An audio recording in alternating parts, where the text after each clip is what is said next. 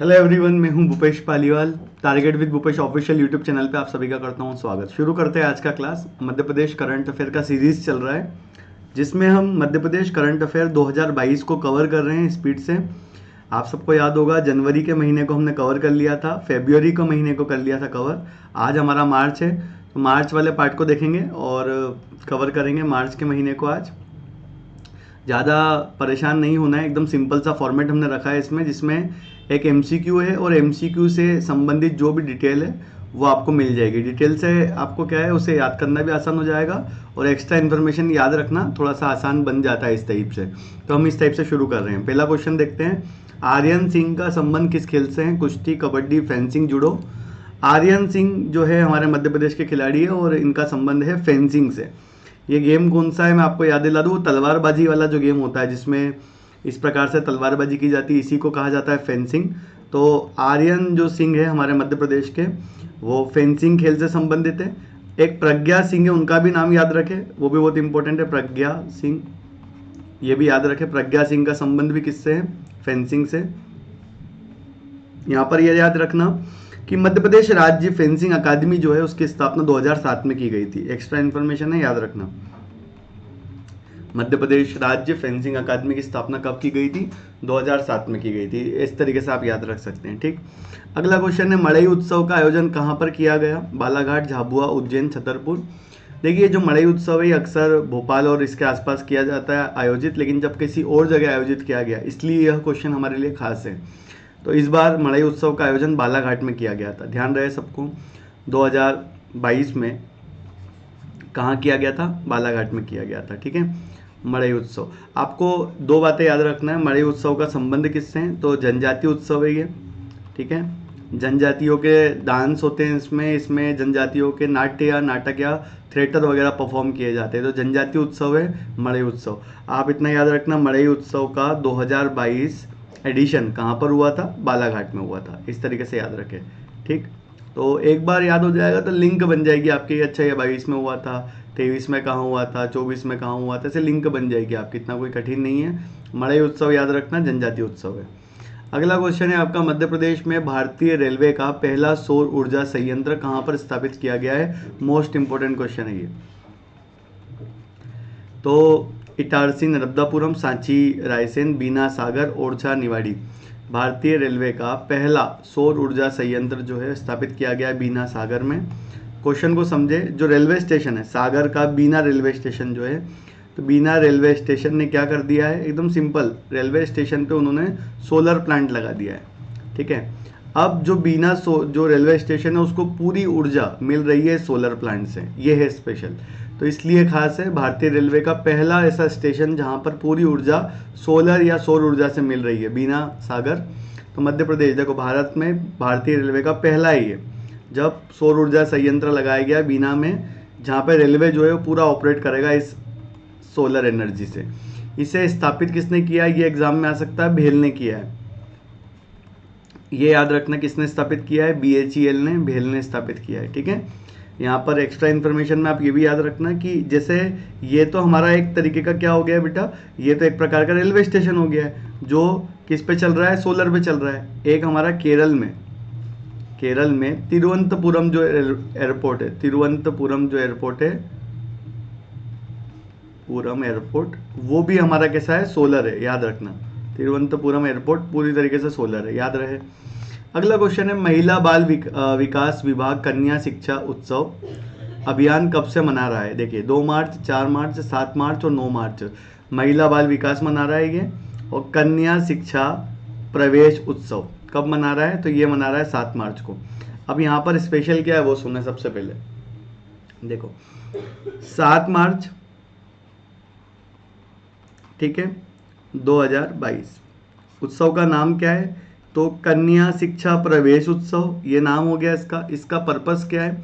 11 से 14 साल की वो बालिकाएं जिन्होंने स्कूल छोड़ दिया, ड्रॉप आउट, जो स्कूल में जो बच्चों को छोड़ देते हैं, तो फिर से उनको स्कूल लाने के लिए, फिर से प्रवेश सुनिश्चित करने के लिए इसको शुरू किया गया था। तो आपको याद रखना, कन्या शिक्षा प्रवेश उत्सव कितने बालिकाओं के लिए था?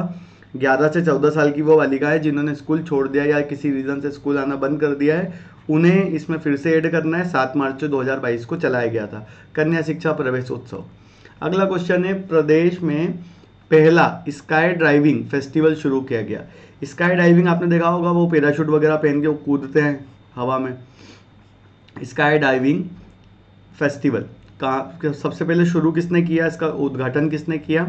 तो ऑप्शन है नरोत्तम मिश्रा, हमारे गृह मंत्री है मध्य प्रदेश के, शिवराज सिंह चौहान है, उषा ठाकुर है और गोपाल भार्गव है। तो इसका जो सही आंसर है वो है हमारे गृह मंत्री नरोत्तम मिश्रा। अब सवाल को समझो, स्काई डाइविंग फेस्टिवल, ये स्काई डाइविंग आपने देखा, ये फोटो में दिख रहा होगा आपको, इस टाइप से करते हैं, पैराशूट वगैरह पहन के कूदते हैं। तो नरोत्तम मिश्रा जो हमारे गृह मंत्री उन्होंने किया था। मध्य प्रदेश का पहला स्काई डाइविंग फेस्टिवल ये कहाँ पर किया गया? आरजीपीवी ग्राउंड जो है हमारा राजीव गांधी प्रौद्योगिकी विश्वविद्यालय जो है उसके ग्राउंड में किया गया, मतलब भोपाल में किया गया। तो आप ऐसा भी याद कर सकते हैं, कहाँ पर किया? भोपाल में किया। सवाल क्या बन गया है कि हमारे मध्य प्रदेश में पहला स्काई डाइविंग फेस्टिवल कहाँ पर हुआ? तो भोपाल में हुआ, आरजीपीवी के कैंपस में हुआ और उसका उद्घाटन किया है नरोत्तम मिश्रा जी ने। ये हमारे क्वेश्चन हो गए, 3-4 क्वेश्चन यहाँ पर दिख रहे हैं।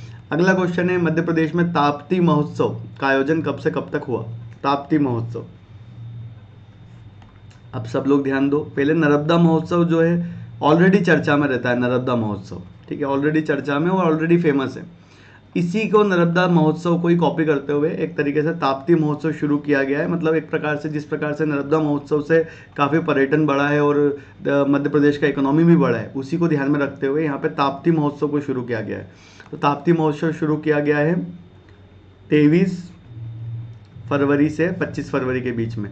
आपको बस इतना याद रखना है कि बैतूल में शुरू हुआ था ये, और ताप्ती नदी जो मध्य प्रदेश की एक नदी है ताप्ती, उसका उद्गम या ताप्ती का जो ओरिजिन है, ओरिजिन बोल सकते हैं, उद्गम बोल सकते हैं, जहाँ से वो निकली है। तो ताप्ती का ओरिजिन भी क्या है? मुल्ताई, मुल्ताई से ही ताप्ती नदी निकली है और वहीं पर ही ताप्ती महोत्सव मनाया गया है 23 फरवरी से लेकर 25 फरवरी के बीच में। यहाँ पर एक बात और याद रखिएगा, जो काम का बात है वो ये है कि ताप्ती नदी मुल्ताई से निकलती है, वहाँ पर 7 कुंड है टोटल। तो याद रहे कौन सी नदी है जो 7 कुंडों से होते हुए निकलती है, तो वो ताप्ती नदी है जो 7 कुंडों से निकलती है। यहाँ पे 7 कुंड, शनि कुंड है, यम कुंड है, ठीक है, और शनि कुंड है, यम कुंड है, सूर्य कुंड है यहाँ पर, ठीक है। तो एक प्रकार से ताप्ती नदी जो है सूर्य की पुत्री मानी गई है और इस प्रकार से सूर्य के जो बेटे हैं जैसे शनि हैं, ठीक है, और इन सबको यम है, इन सब के नाम पे वहाँ पे कुंड है, उनके साथ में चलता है, ठीक है, ताप्ती कुंड। अगला क्वेश्चन है आपका, मध्य प्रदेश में शिव की सबसे ऊंची 100 फीट की प्रतिमा कहाँ पर स्थापित की जा रही है? तो भगवान शिव की बात की जा रही है यहाँ पर। भगवान शिव की 100 फीट ऊंची प्रतिमा कहाँ पर स्थापित की जा रही है? तो इंदौर, भोपाल, देवास और उज्जैन। सही आंसर है इसका भोपाल। देखो मध्य प्रदेश में भोपाल में भगवान शिव की आवली घाट पर, कहाँ पर बेटा? आवली घाट पर 51 फीट की मूर्ति स्थापित की जा रही है। तो बस आपको इतना याद रखना है कि भगवान शिव की सबसे ऊंची मूर्ति भोपाल में। भोपाल में कहाँ पर? तो भोपाल में आवली घाट, ये नाम याद रखना, आवली घाट पहाड़ी जो है उस क्षेत्र में किया जा रहा है। 51 फीट की ऊंची मूर्ति है भगवान शिव की, याद रहे, आवली घाट। अगला क्वेश्चन है, मध्य प्रदेश में किन्नरों ने बच्चों को पौष्टिक भोजन देने के लिए किस जिले की आंगनवाड़ी को गोद लिया है? सवाल बनता है आंगनवाड़ी को गोद लिया। आप सबको याद होगा कल के करंट अफेयर में मैंने बताया था एडॉप्ट 10 आंगनवाड़ी प्रोग्राम, जिसमें आंगनवाड़ी को गोद लेकर बच्चों के भविष्य के लिए उन्हें सपोर्ट करना होता था। तो उसी एडॉप्ट 10 आंगनवाड़ी के चलते ही मध्य प्रदेश में कहाँ पर किन्नरों के एक समूह ने, ट्रांसजेंडर के एक ग्रुप ने बच्चों को भोजन वगैरह प्रॉपर देने के लिए एक आंगनवाड़ी को गोद लिया है। क्वेश्चन समझो पहले, कहाँ पर किया है ऐसा? तो ये है पन्ना।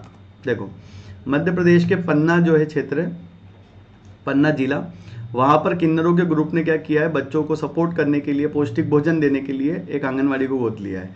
इसके अलावा जो हमारे एडॉप्ट एन आंगनवाड़ी जो प्रोग्राम है आपका, एडॉप्ट एन आंगनवाड़ी, वहाँ से प्रश्न क्या क्या आ सकते हैं? कुछ यूनिक अगर कोई आंगनवाड़ी एडॉप्ट हो रही है तो वो प्रश्न आ सकता है। तो पहला तो आ सकता है पन्ना आंगनवाड़ी, जहाँ पर पन्ना में किन्नरों ने क्या किया है बेटा?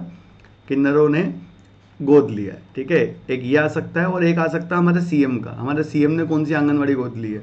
तो ध्यान से देखो, सीहोर का मथार नाम का जो गांव है, वहाँ की आंगनवाड़ी किसने गोद ली है बेटा? हमारे मुख्यमंत्री ने। क्वेश्चन समझ में आ रहा होगा आपको। दोनों बातें याद रखें, दोनों इंपॉर्टेंट है कि हमारे मुख्यमंत्री ने कौन सी आंगनवाड़ी गोद ली है? सीहोर की मथार आंगनवाड़ी, सीहोर की मथार आंगनवाड़ी, सीहोर की मथार आंगनवाड़ी किसने गोद लिया है? हमारे मुख्यमंत्री ने। ठीक है, आप ऐसे याद रख सकते हैं। अगला क्वेश्चन है आपका, आलू और बेकरी की प्रोसेसिंग यूनिट कहाँ के कृषि महाविद्यालय में खोली जाएगी? आलू और बेकरी, तो अब कुल मिलाकर प्रोसेसिंग यूनिट का मतलब जहाँ पे उसके बारे में टेस्ट वगैरह किए जाते हैं, उसको बनाया जाता है और उसके नए नए जो किस्म होती है उसके ऊपर एक्सपेरिमेंट किया जाता है। आलू और बेकरी को लेकर प्रोसेसिंग यूनिट कहाँ बनाया जा रहा है, कौन से कृषि महाविद्यालय में बनाया जा रहा है? इसका आंसर है ग्वालियर।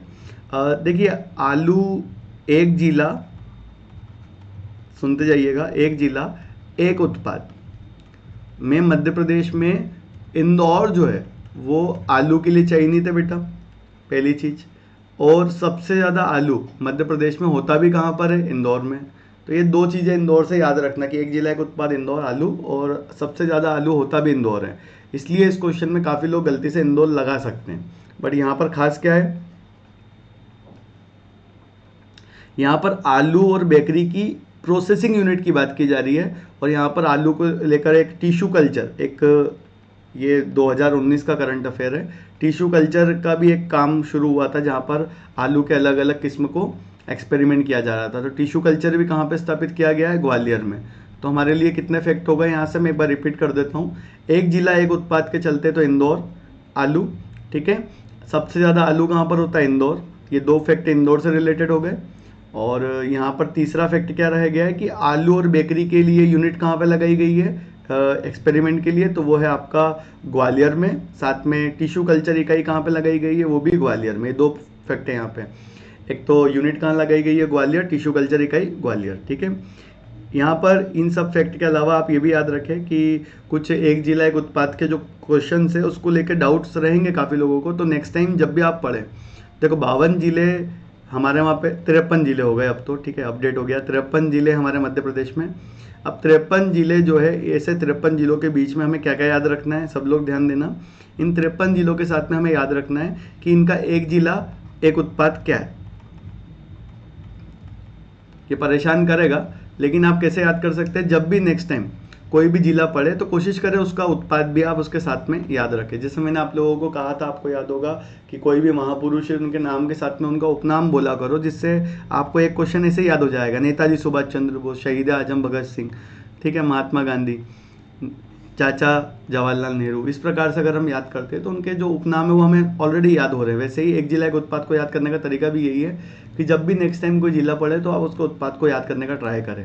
5-6 दिन इस ट्रिक को यूज़ करो, आपको अपने आप ही उत्पाद याद हो जाएंगे सभी जिलों के। ठीक है, ऐसा देखने में लगता है 53 जिले कैसे याद करेंगे, लेकिन अगर आप इस तरीके से करेंगे तो ईजी लगेगा। अगला क्वेश्चन है, 2 से 15 मार्च 2022 तक 14 दिन का हैंडलूम एक्सपो अर्बन हाट का शुभारंभ किया गया। किसने किया? तो सीएम शिवराज सिंह चौहान ने, उषा ठाकुर ने, दुर्गाबाई ब्योम ने या भूरीबाई ने। यह हैंडलूम या हस्तकरघा से संबंधित है। इसका उद्घाटन किया है भूरीबाई ने। पद्मश्री मिला हुआ है भूरीबाई को, फोटो में देख सकते हैं आप, और इन्होंने उद्घाटन किया है।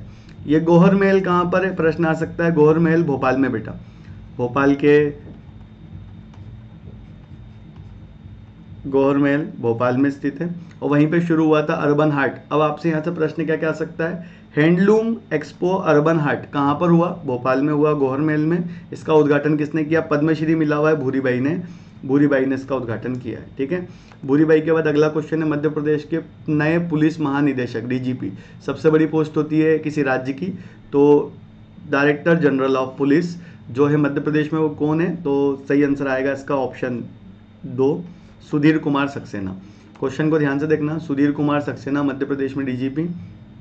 इनके पहले विवेक जौहरी थे बेटा, तो विवेक जौहरी को रिप्लेस किया और अब आ गए हैं सुधीर कुमार सक्सेना। याद रखें, इंपॉर्टेंट क्वेश्चन है ये, मध्य प्रदेश के डीजीपी कौन है? ठीक है, मध्य प्रदेश के डीजीपी कौन है? मध्य प्रदेश के डीजीपी के बाद अगला क्वेश्चन है आपका, मध्य प्रदेश का सबसे बड़ा ऑडिटोरियम और कन्वेंशन सेंटर कहाँ पर बनाया गया है? ऑडिटोरियम और कन्वेंशन सेंटर कहाँ पे बनाया गया है? DAVV, Harisingh Gour, Jiwaji university, RGPV. ये ऑडिटोरियम या ऐसा बोल सकते हैं जहाँ पर एक प्ले वगैरह हो सकता है या कॉलेज के फंक्शंस वगैरह हो सकते हैं, बड़ा होता है जहाँ पे कार्यक्रम होता है हॉल टाइप। तो सबसे बड़ा ऑडिटोरियम कहाँ पे बनाया गया है? आरजीपीवी में। मध्य प्रदेश का सबसे बड़ा, आप समझे इस चीज़ को, मध्य प्रदेश का सबसे बड़ा मतलब पूरे मध्य प्रदेश की बात की जा रही है, और सबसे बड़ा ऑडिटोरियम और कन्वेंशन सेंटर बनाया गया है आरजीपीवी में। फोटो में भी दिख रहा होगा आपको, जिसमें काफ़ी बड़ा स्पेस इसके अंदर कवर किया गया है। सबसे बड़ा ऑडिटोरियम कहाँ पर है? आरजीपीवी में। ऐसे प्रश्न आते हैं, आपने देखा होगा ना, मध्य प्रदेश का सबसे बड़ा ग्राउंड कौन सा है, सबसे बड़ा इंडोर स्टेडियम कौन सा है, तो इसी प्रकार सबसे बड़ा ऑडिटोरियम कहाँ पर है? तो आरजीपीवी में है, ऐसा, भोपाल। अगला क्वेश्चन है, प्रदेश के किस राष्ट्रीय उद्यान में स्काई वॉक बनाया जाएगा? सबसे पहला सवाल बनता है, ये स्काई वॉक क्या होता है? कुछ भी नहीं है, ये एक प्रकार का ये पुल टाइप है, मतलब आप चढ़े और ऊपर हाइट से सारी चीज़ों को देख सकते हैं। स्काई वॉक एक प्रकार का सेफ जगह होता है जहाँ पे जानवर वगैरह चढ़ नहीं सकते, लेकिन आप ऊपर से बैठकर चीज़ों को देख सकते हैं। तो नेशनल पार्क है मध्य प्रदेश का जहाँ पे स्काई वॉक बनाया गया है, कानाकिसली, पेंच नेशनल पार्क, वन विहार और पन्ना नेशनल पार्क। तो सही आंसर है इसका वन विहार, और वन विहार कहाँ पर है? भोपाल। वन विहार भोपाल में स्थित है, और यहाँ पर सवाल है कि वन विहार, ठीक है। चलो एक क्वेश्चन पूछता हूँ मैं आप सब लोगों से कि वन विहार जो है उसके गेट का नाम क्या है? वन विहार के गेट का नाम क्या है? बहुत फेमस है, गेट का नाम पूछा गया है कई बार कि वन विहार के दरवाजा या गेट का कौन सा द्वार है, वहाँ पे कौन सा गेट है। तो आप अगर आता है आपको तो कमेंट जरूर करिएगा, ठीक है। चलिए, वन विहार जो है यहाँ पर बनाया गया है स्काई वॉक। प्रश्न जो पूछ रहा था, स्काई वॉक का अर्थ बताया मैंने आपको, एक हाइट रहती है जहाँ पर खड़े होकर आप चीज़ों को देख सकते हैं, ठीक है। जानवर वगैरह नहीं आता। स्काई वॉक 50 फीट के ऊपर बनाया गया है इसको, जिससे आप आराम से वन विहार का लुत्फ ले सकते हैं। अगला क्वेश्चन है, मध्य प्रदेश के खिलाड़ी प्रज्ञा सिंह किस खेल से संबंधित हैं? थोड़ी देर पहले मैंने इनके बारे में बताया था, याद करो। तो प्रज्ञा सिंह का संबंध है फेंसिंग से, अभी बताया था। आर्यन सिंह बताया था, याद है आपको?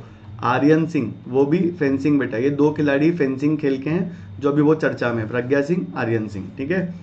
यहाँ पर ध्यान देना, आर्यन सिंह और प्रज्ञा सिंह। देखिए यहाँ पर आर्यन सिंह का नाम फिर से आया है, प्रज्ञा सिंह, ठीक है। दोनों का नाम याद रखें, दोनों फेंसिंग के खेल के खिलाड़ी है। अगला है आपका, नई दिल्ली और मध्य प्रदेश के कौन से शहर में वंदे भारत एक्सप्रेस शुरू की गई है? अब वंदे भारत आपको याद होगा, वंदे भारत एक्सप्रेस वही एक्सप्रेस है बेटा, ट्रेन 18, T18 या ट्रेन 18 भारत की सबसे तेज चलने वाली ट्रेन है वर्तमान में ये, ठीक है। सेमी हाई स्पीड है ये। तो ट्रेन 18 या T18 ट्रेन है जिसका नाम है वंदे भारत एक्सप्रेस, और नई दिल्ली और मध्य प्रदेश के किस शहर के बीच में चली है? तो भोपाल के बीच में चली है, तो मतलब हमारी राजधानी। तो याद रहे, मध्य प्रदेश के भोपाल और दिल्ली के बीच में चली है वंदे भारत, पहली वंदे भारत। ऐसा सवाल पूछे कोई कि मध्य प्रदेश की पहले वंदे भारत एक्सप्रेस कौन सी है, तो वो है दिल्ली से भोपाल के बीच में चलने वाली Vande Bharat express, train 18 express, नाम याद रखें। अगला क्वेश्चन है, मध्य प्रदेश के किस जिले में फिल्म सिटी बनाई जाएगी? अब सारे लोग इसको ध्यान से सुनिएगा, ये क्वेश्चन परेशान करने वाला क्वेश्चन है, ठीक है। चलो, इंपॉर्टेंट भी है, परेशान करेगा, ऐसा प्रश्न पूछेगा ही नहीं आपसे। देखो, फिल्म सिटी में क्या हो रहा है कि हर कोई घोषणा कर रहा है। जैसे यूपी ने घोषणा किया था थोड़े दिन पहले कि भारत की सबसे बड़ी फिल्म सिटी कौन बनाएगा? भारत की सबसे बड़ी फिल्म सिटी यूपी बनाएगा। फिर मध्य प्रदेश ने भी घोषणा की कि भारत की सबसे सुंदर फिल्म सिटी कौन बनाएगा? मध्य प्रदेश बनाएगा, ठीक है। और राजस्थान ने भी घोषणा की थी कि सबसे सस्ती फिल्म सिटी कौन बनाएगा? राजस्थान। तो इस प्रकार से फिल्म सिटी चर्चा में। अब कारण क्या है वो सुनो। सबसे पहले कारण क्या है? कारण ये है बेटा कि महाराष्ट्र जो है वहाँ पे फिल्म सिटी है। वर्तमान में हमारी फिल्म सिटी कहाँ पर है? महाराष्ट्र में, ठीक है। ऐसे में क्या होता है कि कहीं ना कहीं एक राज्य के ऊपर पूरा दबाव है फिल्म वगैरह का, और फिल्म वगैरह के डायरेक्शन और जगह का, लोकेशंस का। तो डायरेक्टर सस्ती जगह ढूंढ रहे हैं। तो ऐसे में भारत के दूसरे राज्यों ने भी क्या किया है? फिल्म सिटी बनाने का। फिल्म सिटी एक एरिया होता है जहाँ पे जैसे हल्के हल्के नकली वगैरह की जगह बनाई जाती है, जिससे एक ऐसा माहौल बनाया जाता है जहाँ पे शूटिंग करना थोड़ा आसान हो जाता है। सभी लोग इसके लिए प्रयास कर रहे हैं। अब हमारे मध्य प्रदेश ने क्या किया वो देखो। हमारे मध्य प्रदेश ने भी घोषणा किया है कि हम फिल्म सिटी बनाएंगे। अब ये घोषणा हो रही है, लेकिन ऐसे में आपको याद रखना है कि पहाड़ का नाम क्या है, वो इंपॉर्टेंट है। किस जिले में बनाई जाएगी? देवास में बनाई जाएगी, ठीक है। हमारे मध्य प्रदेश की फिल्म सिटी कहाँ बनाएंगे? देवास में। अब नाम याद रखना, शंकरगढ़ी पहाड़ी।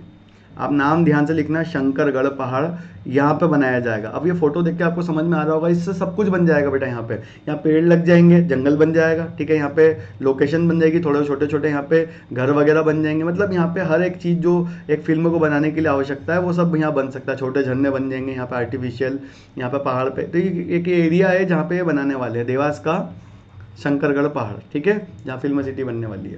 अगला क्वेश्चन है, विश्व का सबसे बड़ा फ्लोटिंग सौर परियोजना। मोस्ट इंपोर्टेंट क्वेश्चन है आज का।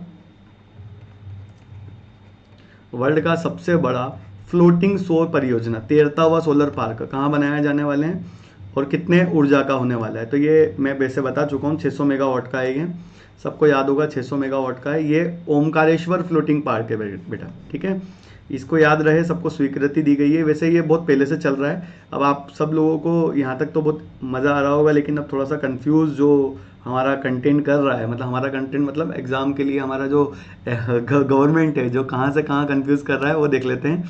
देखो, जो फ्लोटिंग है या तैरता हुआ जो पार्क है, इसका मतलब क्या है बेटा? तैरता हुआ पार्क का मतलब है कि जो सोलर हमारे प्लेट्स रहेंगे वो तैरते रहेंगे, ठीक है। अब तैरता हुआ पार्क का घोषणा किया था तो सबसे पहले याद रहे ओमकारेश्वर जो है ये वर्ल्ड का सबसे बड़ा है बेटा। क्या है ये? वर्ल्ड का सबसे बड़ा है ये। इसके बारे में ये हेडिंग जरूर याद रखना, सबसे बड़ा है ये। कितना बड़ा है? 600 मेगावाट का है ये, ठीक है, 600 मेगावाट का है। 600 मेगावाट के अलावा ये भी याद रखें कि इसका जो परियोजना है इसमें मदद कौन कर रहा है? वर्ल्ड बैंक मदद कर रहा है, और लगभग 3000 करोड़ का ये प्रोजेक्ट है, ये याद रखें। इसके अलावा आप याद रखें तेलंगाना 100 मेगावाट, ये तैरता हुआ प्लांट तेलंगाना ने बना दिया है। तो मतलब अगर कोई पूछे कि बताओ वर्तमान में कहाँ पर है, वर्तमान में कहाँ पर सोलर प्लांट है तैरता हुआ सबसे बड़ा, तो वो तेलंगाना में है वर्तमान में। कहाँ पर सबसे बड़ा तैरता हुआ पार्क बनेगा? ओमकारेश्वर मध्य प्रदेश में, ठीक है। यहाँ ऑप्शन को देख के थोड़ा सा आप लोगों को समझना होगा।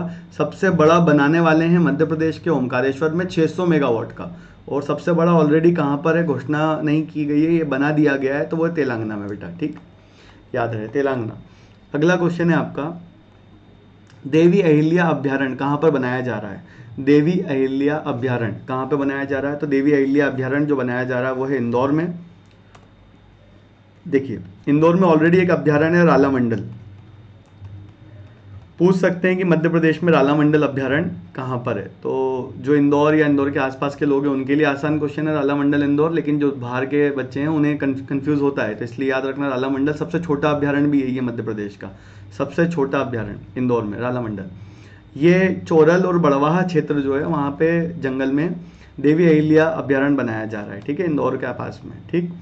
यहाँ पर ये भी याद रखें बेटा कि ये कुछ नए अभ्यारण्य थे जिनकी घोषणा की गई थी, जैसे महात्मा गांधी अभ्यारण्य नया अभ्यारण्य है जिसकी घोषणा की गई थी। महात्मा गांधी अभ्यारण्य बुरहानपुर, यह घोषणा की गई है, ठीक है। महात्मा गांधी अभ्यारण्य कहाँ पर है? बुरहानपुर।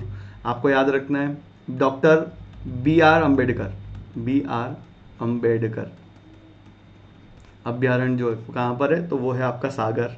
कंफ्यूज करेगा, डॉक्टर बी आर अम्बेडकर अभ्यारण्य अधिकतर लोग महू लगा देंगे, लेकिन वो कहाँ पर है? सागर में प्रस्तावित है, इसे याद रखें आप, जो नए अभ्यारण्य की घोषणा की गई है, ठीक है। देवी अहिल्या अभ्यारण्य इंदौर। अगला क्वेश्चन है, बाल नशा मुक्ति भारत अभियान के लिए किस जिले को राष्ट्रीय स्तर पर सम्मानित किया गया है? बाल नशा मुक्ति, जो बच्चों में नशा वगैरह की समस्या है, उसके चलते किस जिले ने काफ़ी अच्छा कार्य किया जिसके चलते नेशनल अवार्ड मिला है?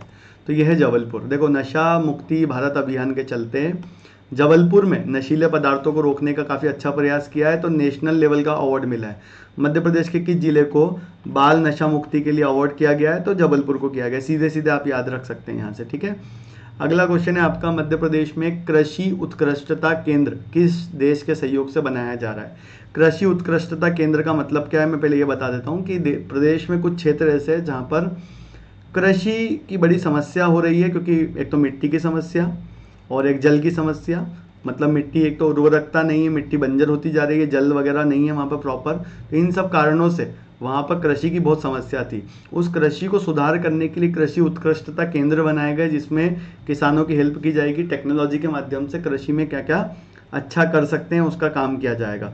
तो इसमें हम इजराइल की मदद ले रहे हैं। और आपको मैं बता दूं, देखिए ये हमारा मध्य प्रदेश है बेटा, मैं बता देता हूँ, देखो ये हमारा मध्य प्रदेश है। हमारे मध्य प्रदेश का ये वाला जो हिस्सा है ये है बुंदेलखंड, और ये बुंदेलखंड में ही हो रही है समस्या, ठीक है। ये जितनी भी समस्या मैंने बताई है सारी समस्या बुंदेलखंड की ही थी, और इस बुंदेलखंड की समस्या को सॉल्व करने के लिए हमने इजराइल की मदद ली है। तो आप याद रखना, देखो यहाँ लिखा है कि मध्य प्रदेश में, देखो मध्य प्रदेश में इजराइल की मदद से कृषि उत्कृष्टता केंद्र बनाए जा रहे हैं। तो सबसे पहले इजराइल की मदद से हम किसको सॉल्व कर रहे हैं? बुंदेलखंड क्राइसिस जो है हमारा, तो बुंदेलखंड की समस्या, ठीक है, याद रखो। प्लस बुंदेलखंड के अलावा मध्य प्रदेश में जो और भी जो दूसरे क्षेत्र जैसे छिंदवाड़ा, मुरैना, इन आदि क्षेत्रों को भी हम हेल्प कर रहे हैं, ठीक है। बाकी मेन जो इजराइल किसकी मदद कर रहा है, बुंदेलखंड की, ये याद रखना, ठीक है। बुंदेलखंड में कृषि उत्कृष्टता केंद्र इजराइल की मदद से बनाए गए हैं। अगला क्वेश्चन है, मध्य प्रदेश में किस नदी पर 21 फुट ऊंचा नंदी की मूर्ति स्थापित की गई है। 21 फुट ऊंचा नंदी की मूर्ति कहाँ पे स्थापित की गई है, तो नर्मदा, तापी, चंबल, क्षिप्रा। तो ये क्वेश्चन कंफ्यूज करेगा और ये काफ़ी लंबे समय तक एग्जाम में आएगा। 21 फुट ऊंचा नंदी का जो मूर्ति है वो स्थापित किया गया तापी नदी के किनारे पे।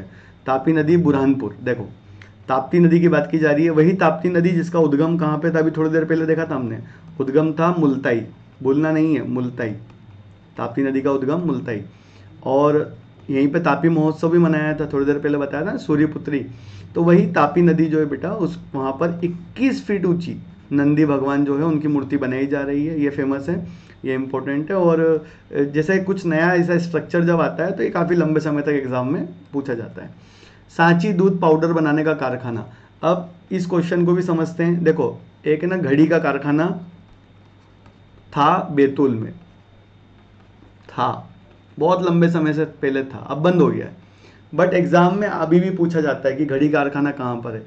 एक साइकिल फैक्ट्री थी गुना में, अभी बंद हो गई है, लेकिन अभी भी एग्जाम में ये पूछा जाता है। तो आप समझ सकते हैं कि हमारे वहाँ कोई कारखाना वगैरह अगर है तो वो बंद हो गए तो भी एग्जाम में अभी तक पूछे जा रहे हैं। तो जब कुछ नया खुल रहा है वो कितने सालों तक पूछा जाएगा, ठीक है। तो इसलिए ये क्वेश्चंस को थोड़ा सा आप लोग, स्पेशल क्वेश्चंस क्यों बोल रहा हूँ मैं, कि सिर्फ करंट अफेयर नहीं है ये कई सालों तक आने वाले क्वेश्चन है। सांची दूध पाउडर का कारखाना, सांची दूध पाउडर, जिससे बच्चों को आपने देखा होगा दूध पाउडर पानी में घोलकर उसको दूध की तरह बनाकर पिलाया जाता है। तो सांची का दूध पाउडर कारखाना कहाँ बनाया जा रहा है, इंदौर में बनाया जा रहा है, ठीक है। मांगलिया क्षेत्र जो इंदौर में है वहाँ पर बनाया जा रहा है। और याद रहे, सांची दूध पाउडर को यहाँ पे फैक्ट्री बनाई जा रही है जिसमें काफ़ी बड़े मात्रा में दूध पाउडर को बनाया जाने वाला है, ठीक है। अगला क्वेश्चन देखिएगा, मध्य प्रदेश हाईकोर्ट की किस खंडपीठ में नेशनल कंपनी लॉ ट्रिब्यूनल शुरू किया जाएगा। सबसे पहले यहाँ पे एक सवाल आया है ट्रिब्यूनल, काफ़ी लोग ये ट्रिब्यूनल शब्द से कंफ्यूज हो जाते हैं। ट्रिब्यूनल का मतलब होता है कि स्पेशल कोर्ट होती है जो स्पेशल केसेस लड़ने के लिए बनती है। जैसे एक पर्यावरण न्यायालय, तो पर्यावरण न्यायालय जो, या पर्यावरण ट्रिब्यूनल जो है आपका, वो पर्यावरण से संबंधित मुद्दों को सुनता है। वैसे ही या कंपनी लॉ जो होते हैं उसको सुनने के लिए कंपनी लॉ ट्रिब्यूनल है। उस कंपनी लॉ ट्रिब्यूनल की पूरे इंडिया की एक ब्रांच ओपन की गई है। एक क्या ओपन हुई है बेटा, एक उसकी खंडपीठ ओपन हुई है। कहाँ पे, मध्य प्रदेश हाईकोर्ट में। तो आपको बताना है कहाँ पर की गई है, तो वो है इंदौर में। ध्यान रहे, ये कंपनी लॉ जो है अभी वर्तमान में कहाँ पर है, ये मुंबई में, ठीक है। तो आपसे पूछ सकते हैं कि कंपनी लॉ ट्रिब्यूनल का हेडक्वार्टर कहाँ पर है, तो कंपनी लॉ ट्रिब्यूनल का हेडक्वार्टर जो है अभी वर्तमान में वो मुंबई में है, ठीक है। जैसा पर्यावरण न्यायालय दिल्ली में, वैसे ही कंपनी लॉ ट्रिब्यूनल मुंबई में। और इसका खंडपीठ कहाँ पे स्थापित किया गया है, तो खंडपीठ जो स्थापित हुआ है वो है अपने इंदौर में। ऐसे याद रख सकते हैं, ठीक है। चलिए, इसमें इतना ही याद रखने का पार्ट है। एक ये भी याद रख सकते हैं कि कंपनी लॉ ट्रिब्यूनल जो है उसकी स्थापना कब की गई थी, तो देखो इसकी स्थापना हुई थी 2016 में, ठीक है। और ये भारत में क्या करता है, कंपनी वगैरह जो होते हैं उसके मुद्दों को सुनते हैं ये, ठीक। अगला क्वेश्चन है, Madhya Pradesh trade promotion counselling का गठन किसकी अध्यक्षता में किया गया। Madhya Pradesh trade promotion counselling का गठन किसकी अध्यक्षता में किया गया है, ट्रेड प्रमोशन काउंसिलिंग का गठन किसकी अध्यक्षता में किया है, हमारे मुख्यमंत्री की अध्यक्षता में। तो आप देख सकते हैं हमारे मुख्यमंत्री की अध्यक्षता में किया गया है। सवाल बनता है ये है क्या, ट्रेड काउंसलिंग क्या है। तो देखो, यह काउंसलिंग नेशनल और इंटरनेशनल जो भी हमारे बिजनेस है उसके अनुसार जो भी हमारे प्रोडक्ट है उनके क्वालिटी और उनका जो वैल्यू है उसमें निर्धारण करेगी। जैसे हमारे मध्य प्रदेश के बहुत सारे सामान ऐसे हैं जो हम निर्यात करते हैं, आयात करते हैं। अब देखो, कुछ सामान है जैसे हम निर्यात कर रहे हैं, मान लो कोई बांस की टोकरी है, पर हमें एक्चुअल में पता नहीं है कि उसका प्राइस क्या होना चाहिए विदेशी बाजार में। तो ये काउंसलिंग ये तय करेगी कि मध्य प्रदेश के जो लोकल प्रोडक्ट्स हैं उनको विदेशों में किस भाव में बेचना है, जिससे किसी को भी लॉस ना हो और हमारा फायदा इसमें ज़्यादा हो। वैल्यू एडिशन वगैरह का काम करेगी। अब इस क्वेश्चन को समझो क्या है ये। Madhya Pradesh trade promotion counselling का गठन का अध्यक्षता किसने की है, तो शिवराज सिंह चौहान ने। और ये गठन करके ये जो काउंसलिंग करेगी क्या, तो प्राइस वगैरह इंक्रीज करने के लिए कार्य करेगी, ठीक। अगला क्वेश्चन है, मध्य प्रदेश का सबसे छोटा और पहला वाटर प्लस शहर कौन सा है। क्वेश्चन को पहले समझते हैं फिर मैं इस क्वेश्चन को समझाता हूँ, ठीक है, मतलब इसका एक्सप्लेनेशन बताता हूँ। क्वेश्चन है, मध्य प्रदेश का सबसे छोटा वाटर प्लस शहर किसे बनाया गया है। तो वो है बुधनी। कहाँ पर है बुधनी? सीहोर में। अब इस क्वेश्चन को एक्सप्लेन करते हैं, क्या है ये क्वेश्चन। देखो, हर घर जल, ठीक है, हर घर पीने का जल, ये एक योजना है भारत सरकार की, ये अलग चीज़ है, ठीक है, ये अलग चीज़ है। और दूसरी योजना है कि हम क्या करना चाह रहे हैं कि यहाँ पर जो ड्रेनेज वाटर होता है हमारा, ड्रेनेज वाटर आप समझ सकते हैं, गंदा जो जल होता है उसको साफ करके कितना हम फिर से यूज़ कर रहे हैं ये। तो देखो, ये हर घर जल जो है ना, नदी का जल, ये अलग योजना है बेटा, और जो ड्रेनेज वाटर वाला पार्ट है ना, ये अलग है। तो ड्रेनेज वाटर वाले में क्या कर रहे हैं सरकार कि जो गंदा जल होता है नाले वगैरह का, उसको साफ करके कैसे हम रीयूज़ कर रहे हैं, ठीक है। तो ये जो ड्रेनेज वाटर को साफ करने वाला जो है, इसी के चलते शहरों को क्या मिल रहा है? Water plus. अब आप समझे, वाटर प्लस किसको मिलेगा? वे शहर जो ड्रेनेज वाटर को सही तरीके से क्या करेंगे, उसका प्रबंधन करेंगे, मैनेजमेंट करेंगे ड्रेनेज वाटर का, उसको मिल रहा है वाटर प्लस। वाटर प्लस किसको मिलेगा? जो ड्रेनेज वाटर को साफ कर रहा है। ऐसे में सबसे पहला शहर, पूरे इंडिया का फर्स्ट ड्रेनेज वाटर को साफ करने वाला जो शहर है वो है इंदौर, पूरे इंडिया का, ठीक है, पूरे इंडिया का, ये याद रखें। तो इंदौर क्या है? वाटर प्लस, पूरे इंडिया का पहला वाटर प्लस शहर इंदौर है। चलो, ये तो याद हो गया। अब ये तो हो गया बड़े शहरों में। अब छोटे शहरों की भी लिस्ट बनी कि देखो छोटे शहरों में कौन क्या कर रहा है। तो छोटे शहरों में पूरे देश में, छोटे शहरों में पूरे देश में सीहोर का बुधनी नंबर 1 रहा। मतलब वाटर प्लस के अंदर पूरे इंडिया में, बड़े शहरों में इंदौर, ये भी मध्य प्रदेश का है, पूरे इंडिया में बेटा, भारत की बात कर रहा हूँ। और छोटे शहरों में बुधनी, ये भी मध्य प्रदेश का है। दोनों बातें याद रखें, बड़े शहरों में, छोटे शहरों में। एग्जाम में अगर सर बड़े शहर या छोटे शहर नहीं आया तब क्या करेंगे, जो एक कॉमन डाउट आपके मन में आ रहा है, तो अगर नहीं आया तो इंदौर की बात कर रहा है। अगर वो बुधनी पूछेगा ना तो छोटे शहर स्पेसिफिक करेगा क्वेश्चन की तरह, छोटा पहला वाटर प्लस शहर, ठीक है। अगला क्वेश्चन है, मध्य प्रदेश के किस जिले के उत्पाद की पहचान सतपुड़ा ऑरेंज के रूप में की गई है? सतपुड़ा ऑरेंज, तो यहाँ कोई जिला है जहाँ पर जो संतरे होते हैं उसे सतपुड़ा ऑरेंज नाम दिया गया है। तो आंसर है इसका छिंदवाड़ा, ठीक है। छिंदवाड़ा में होने वाले जो संतरे हैं उन्हें सतपुड़ा ऑरेंज नाम दिया गया है और इसको इसी नाम से मार्केटिंग की जाएगी, ठीक है। यहाँ पर सतपुड़ा ऑरेंज नाम से मार्केटिंग की जाएगी, इसको बेचा जाएगा। एक जिला एक उत्पाद के चलते छिंदवाड़ा का चयन हुआ है संतरे में, और उसी को यहाँ पर मार्केटिंग की जाने की बात की जा रही है, ठीक है। संतरा, सतपुड़ा ऑरेंज। अगला है, विश्व का सबसे बड़ा जैन मंदिर मध्य प्रदेश में कहाँ पर स्थित है या कहाँ पर बनाया जा रहा है? तो अब इस क्वेश्चन के साथ में हमारे बहुत सारे डाउट बने हुए हैं, ठीक है। देखो मैं बता देता हूँ आपको, विश्व का सबसे बड़ा जैन मंदिर, ठीक है, ये दमोह के कुंडलपुर में बन रहा है। अब कल हमने देखा था एक सागर वाला भी, याद है आपको? सागर, कल कंफ्यूज करने के लिए एक और था ना, सागर में भी सबसे बड़ा था। फिर तो देखो, सबसे ऊंचा अगर पूछे आपसे जैन मंदिर तो आप लगाना सागर, ठीक है, क्योंकि वो 200 फीट प्लस था, याद करो। और सबसे बड़ा पूछे तो आप लगाना दमोह, क्योंकि ये बड़ा एरिया में। दोनों बातें याद रखें, कन्फ्यूजन नहीं रहेगा, ठीक है। चलो, तो दोनों याद रखें, सबसे ऊंचा सागर में और सबसे बड़ा दमोह में। अगला क्वेश्चन है, हाल ही में इटली के रोम में इंटरनेशनल मूवी अवार्ड्स 2022 में सागर जिले के रविंद्र दुबे का भूमिका वाला जो फिल्म है उसको बेस्ट फिल्म का अवार्ड दिया गया है। उस फिल्म का नाम क्या है? पहले इस क्वेश्चन को समझेंगे। इटली के रोम में इंटरनेशनल मूवी फेस्टिवल में एक अवार्ड जीता है एक मूवी ने इंडिया की, उस मूवी का नाम है मंदबुद्धि, ठीक है, मूवी का नाम है मंदबुद्धि। अब ये तो हो गया एक इंडिया और इंटरनेशनल करंट अफेयर के, इटली के रोम में इंटरनेशनल मूवी अवार्ड्स किसने जीता? मंदबुद्धि ने जीता। चलो ठीक है। अब मध्य प्रदेश के लिए खास क्यों ये क्वेश्चन? क्योंकि मध्य प्रदेश के रविंद्र दुबे जो है वो इसमें एज ए एक्टर काम किए, तो मध्य प्रदेश के रविंद्र दुबे काम किए, इसलिए खास है। सागर जिले के हैं रविंद्र दुबे, मंदबुद्धि में अभिनय किया और उसी के लिए उनको बेस्ट फिल्म का अवार्ड दिया गया है, इसलिए ये क्वेश्चन खास है, ठीक है। तो 5-6 क्वेश्चन छुपे हुए हैं इसमें मंदबुद्धि वाले क्वेश्चन में, सारे क्वेश्चंस को ध्यान से नोट डाउन जरूर करिएगा, ठीक। अगला क्वेश्चन है, मध्य प्रदेश की सबसे लंबी 6 लेन टनल कहाँ पर बनाई जा रही है? और ये आने वाला है, अभी आपके पटवारी के एग्जाम है, उनमें से किसी न किसी की शिफ्ट में ये क्वेश्चन पक्का आएगा। इसके बाद में पीएससी में भी आने के चांसेस क्वेश्चन के, तो इसको थोड़ा सा संभाल के याद करें। मध्य प्रदेश की सबसे लंबी 6 लेन टनल, मतलब सुरंग तो बनी है पर कैसी बनी है? 6 लेन की टनल बनी है। आप सोच सकते हैं सुरंग, 6 लेन की सुरंग बना दी तो कितना बड़ा प्रोजेक्ट होगा, और सबसे लंबी भी यही है, ठीक है। तो रीवा सीधी, रीवा सिंगरौली, भोपाल सागर और सिंगरौली सीधी। सही आंसर आएगा रीवा सीधी। क्वेश्चन को देखना, रीवा सीधी, रीवा से सीधी के बीच में है। आप देख सकते हैं 6 लेन, जाने के भी 6 रास्ते हैं, मतलब 3 रास्ते और आने के 3 रास्ते, इसी को 6 लेन बोलेंगे। तो नाम है रीवा सीधी टनल, रीवा सीधी टनल, रीवा सीधी सुरंग।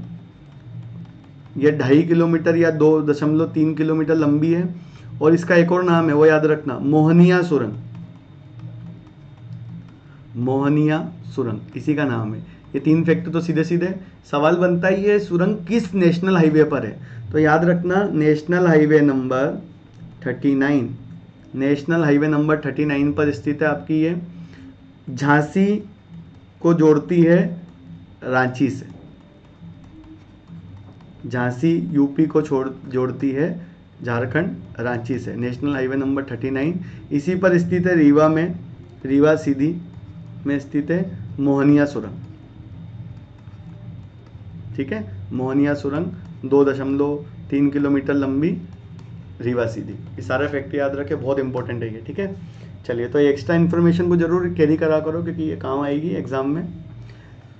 तो इसी के साथ हमारा जो आज का सेशन है वो कंप्लीट होता है। हमने कवर किया मार्च के करंट अफेयर को। कोशिश किया है मैंने कि हर कंटेंट के साथ में छोटा छोटा सा एक्सप्लेनेशन दूँ ताकि वो आपके दिमाग में भी बैठ सकें। एक बार अगर आप इसको प्रॉपर देख लेते हैं तो उसके बाद में क्या होता है कि अगर बाद में रिवीजन भी करना है तो जल्दी जल्दी रिवीजन हो जाता है, क्योंकि एक बार हमने उसके लिए टाइम दे दिया है। ठीक है, तो आराम से करें और लगातार यूं ही बने रहे। ठीक है, चलिए मिलते हैं जल्दी ही। अभी के लिए करेंगे इतना ही। वीडियो पसंद आया है तो लाइक करें, शेयर करें, चैनल को सब्सक्राइब करें, बेल आइकन प्रेस करें ताकि आपको ऐसे और वीडियो के नोटिफिकेशन मिलते रहें। मिलेंगे अप्रैल के करंट अफेयर के साथ जल्द ही। जय हिंद, जय भारत।